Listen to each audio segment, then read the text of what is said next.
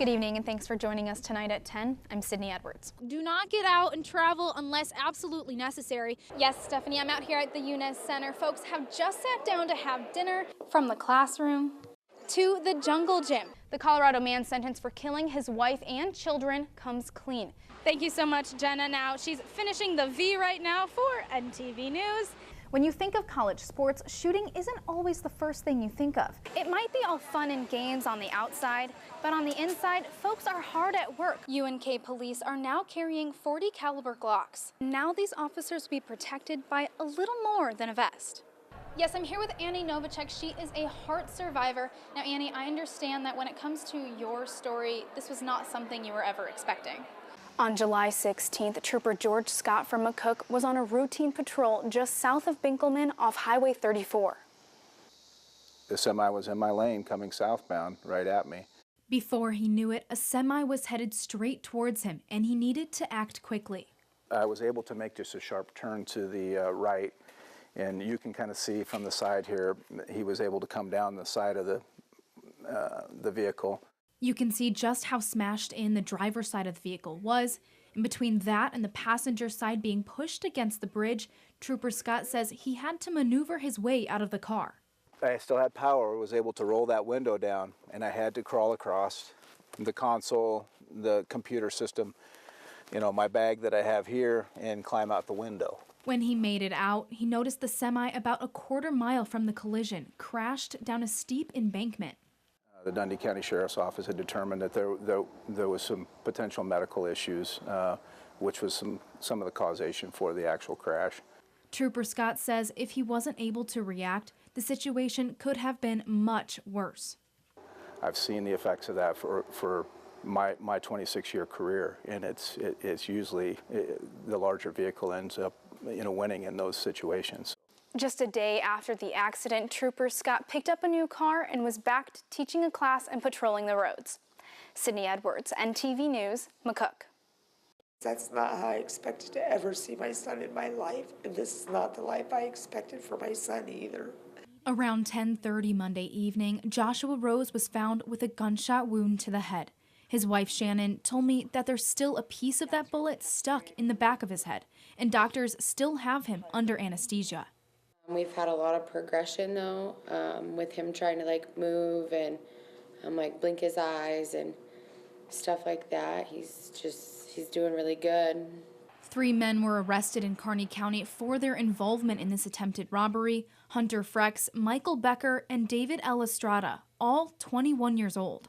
I know there's a lot of rumors going around town, you know, about this all happened over drugs and whatnot, but it didn't. That's not what it happened over, and that's not who Josh is. Josh is a human being. He's a person who gave you the shirt off his back, and why someone would do this is beyond me. Josh's mother, Carmen, says she's still holding angry feelings towards those that were involved, but she says anger won't help her son heal. Josh's father prays for those involved. I just hope God touches their life to change them. Authorities are still investigating the cause of the shooting, while the Rose family plans a fundraiser in Josh's honor. In 2017, 42 members of firemen, EMS, and auxiliary passed away. Today, we remember them and the risks our fire and rescue teams take every day. Richard Nelson, Homer, Volunteer Fire Department. Robert D. Dyer, Arapahoe Volunteer Fire Department. Whether it's on the job or after hours, volunteer fire and rescue teams willingly risk their lives to save those in the community.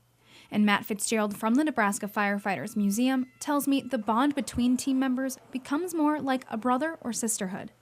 You know, you might be from one side of the state, but you'll know somebody from the other side of the state. You keep in touch, you go to these conferences, you go to the fire schools and stuff like that. A lot of friends, and the service itself is basically a big family. That family working to combat an issue among fire and rescue members. Cancer has become a big problem with the fire service, as well as heart conditions. And that's due to the hazards of the building constructions, and when we're in even car fires or whatever, we need to pack up, and so we're breathing good air and not breathing in any of the bad air. Marlene Bomar with the NSVFA tells me they're working with the legislature to gather numbers on the health issues among firefighters and EMS, because she says the reason that many pass away could be because of work situations they were called out to. In January, Nebraska Fire and Rescue will meet with members of the legislature to voice their concerns. One of those concerns being with the cancer presumption insurance. Sydney Edwards, NTV News, Kearney. Good evening and thanks for joining us tonight at 10. I'm Sydney Edwards. A pickup and a train collided at a railroad crossing this afternoon, injuring 2 people. Union Pacific Railroad's Justin Jacobs said the crash happened at around 4 p.m. at the McGuire Road crossing on Highway 30 in Wood River. According to the Hall County Sheriff's Office, the driver of a red 1998 Ford Ranger said his brakes malfunctioned when trying to stop at the crossing, leaving the front of his vehicle in the path of an oncoming train.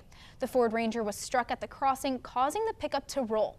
Police said the driver and his juvenile passenger were transported to St. Francis Medical Center with injuries that included a broken clavicle and a dislocated shoulder. The crash is still under investigation. Well, a Nebraska woman was killed in a hot air balloon accident in Colorado. Dana Haskell of Columbus was flown to a Colorado Springs hospital early yesterday morning by first responders. According to the National Transportation Safety Board, the hot air balloon was carrying 11 people, 9 passengers and 2 pilots when it came to a hard landing in Park County, Colorado. The 73-year-old's death remains under investigation by the NTSB. A Kansas mother is in custody after her car plunged into the Kansas River, apparently killing her daughter. Rescuers pulled Sharon Renea Dingledine from the Kansas River Friday along with her 1-year-old son. But divers on Saturday found her 5-year-old daughter's body in the water. Police are charging Dingledine with first-degree murder and attempted first-degree murder. The mother is in the hospital along with the boy who sustained critical injuries. Well, we're turning now to weather and some areas seeing a few storms throughout the evening. Meteorologist Regina Bird is in with a check of your first alert forecast. Regina, what can you tell us? Good evening and thanks for joining us tonight at 6. Lauren has the night off. While last week's loss to Colorado left Husker fans seeing bright spots, today's 24-19 defeat to Troy left the Big Red faithful stunned. Our Scott Braswell has more from Memorial Stadium. Well, thank you, Scott. As Loper fans know, the Huskers aren't the only game in town.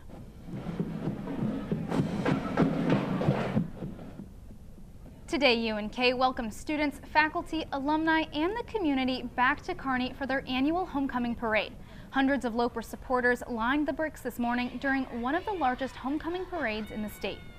It's incredible, and being from a small town, I always say I come to Kearney and it still feels like home. It's huge and exciting, but it is welcoming and it is a community, and I think students really feel that when you can see the streets lined with people ready to celebrate. Becky and I are both business owners here in Kearney, and these are the people that help support us. So being able to give back to this community means a lot to us. Over 90 groups from UNK, Kearney businesses, and other organizations participated in today's parade. And NTV's Good Life co-host Carol Staub was one of the MCs tonight as well. People out and about at the games or the homecoming parade enduring what's left of the summer heat. You're taking a live look now at Aurora on our Viera wireless camera network. Meteorologist Regina Bird is in with a check of your first alert forecast. Regina.